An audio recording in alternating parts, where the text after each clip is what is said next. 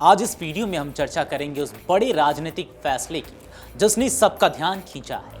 भाजपा ने उपराष्ट्रपति पद के लिए अपने उम्मीदवार का ऐलान कर दिया है और वो नाम है सीपी राधाकृष्णन।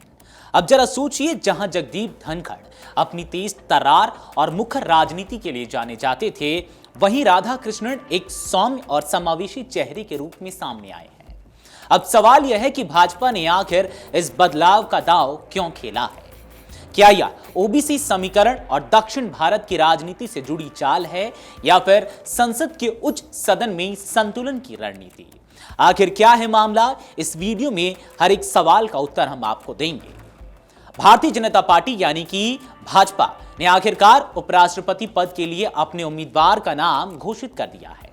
पार्टी ने महाराष्ट्र के राज्यपाल और वरिष्ठ नेता सीपी राधाकृष्णन को मैदान में उतारकर न केवल अपनी राजनीतिक प्राथमिकताएं स्पष्ट की हैं, बल्कि रणनीति में बड़ा बदलाव भी दिखाया है। पूर्व उपराष्ट्रपति जगदीप धनखड़ जहां अपने मुखर और टकरावपूर्ण तेवरों के लिए जाने जाते थे, वहीं सीपी राधाकृष्णन एक सौम्य, समावेशी और शांत स्वभाव वाले नेता माने जाते हैं। भाजपा का यह कदम कई मायनों में दूरगामी रणनीति की ओर इशारा करता है। अब जरा नजर इस पर डाल लेते हैं कि आखिर भाजपा की रणनीति में क्या बदलाव आया है। बात है साल 2022 की, जब जगदीप धनखड़ को उपराष्ट्रपति पद के लिए चुना गया था। तब उनकी आक्रामक छवि को राजनीतिक लाभ से जोड़ा गया। वे कांग्रेस और वामपंथी राजनीति से होकर भाजपा में आए और जाट समुदाय को संदेश देने के लिहाज से उनकी उम्मीदवारी अहम थी। लेकिन अब भाजपा ने बिल्कुल विपरीत व्यक्तित्व वाले नेता को चुना है। सीपी राधाकृष्णन का स्वभाव सौम्य और संतुलित है। वे संघ की विचारधारा से किशोरावस्था से जुड़े रहे हैं और संगठनात्मक पृष्ठभूमि वाले अनुभवी नेता हैं। ऐसे में यह चुनाव भाजपा की उस रणनीति को दर्शाता है जिसमें अब पार्टी संसद के उच्च सदन में एक संतुलनकारी चेहरा चाहती है। राधाकृष्णन का ताल्लुक तमिलनाडु से भी है और वे ओबीसी वर्ग से आते हैं। यह भाजपा की ओबीसी सोशल इंजीनियरिंग को मजबूती देता है। भाजपा अभी तक कर्नाटक को छोड़कर दक्षिण भारत में बड़े पैमाने पर सफलता हासिल नहीं कर पाई है। तमिलनाडु में अगले 1.5 साल में विधानसभा चुनाव होने हैं। ऐसे में इस चुनावी नियुक्ति से भाजपा को दक्षिण भारत के मतदाताओं को साधने में मदद मिल सकती है। साथ ही विपक्ष के लिए उनका विरोध करना आसान नहीं होगा, क्योंकि उनका राजनीतिक करियर विवादों से लगभग अछूता रहा है।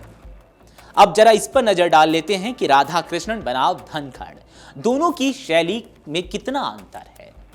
जगदीप धनखड़ की पहचान एक उग्र वकील और मुखर नेता के तौर पर रही। बंगाल के राज्यपाल रहते हुए उनका लगातार ममता बनर्जी सरकार से टकराव होता रहा।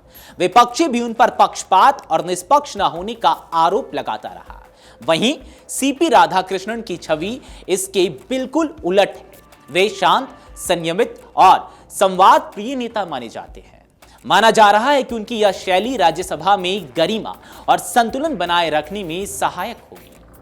भाजपा ने सीपी राधाकृष्णन का नाम आगे करके यह संदेश भी देने की कोशिश की है कि वह अब दक्षिण और ओबीसी समाज की आकांक्षाओं को प्रतिनिधित्व देने के लिए गंभीर है।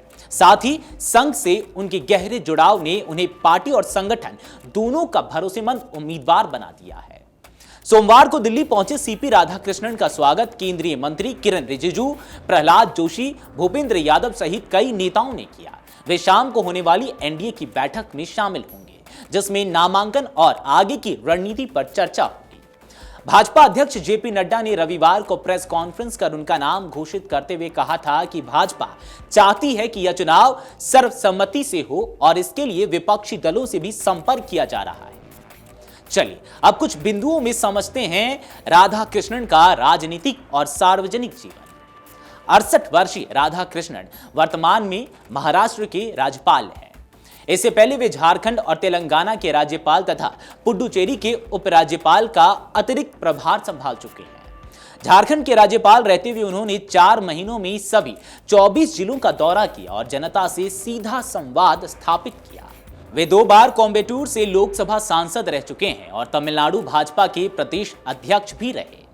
2004 से 2007 तक उन्होंने 93 देशों में 19,000 किलोमीटर लंबी रथ यात्रा निकाली, जिसमें समान नागरिक संहिता, आतंकवाद उन्मूलन, नशे के खिलाफ लड़ाई और नदियों को जोड़ने जैसी मांगों को उठाया।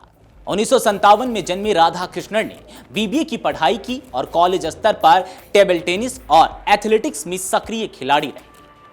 पूर्व उपराष्ट्रपति जगदीप धनखड़ ने स्वास्थ्य कारणों का हवाला देते हुए 21 जुलाई को इस्तीफा दिया था, जिससे यह पद रिक्त हो गया। चुनाव आयोग ने पहले ही स्पष्ट कर दिया कि उपराष्ट्रपति चुनाव के लिए 9 सितंबर को मतदान और मतगणना दोनों होंगी। भाजपा एनडीए के पास संख्या बल के लिहाज से बढ़त है। ऐसे में राधा कृष्णन की जीत लगभग तय मानी जा रही है।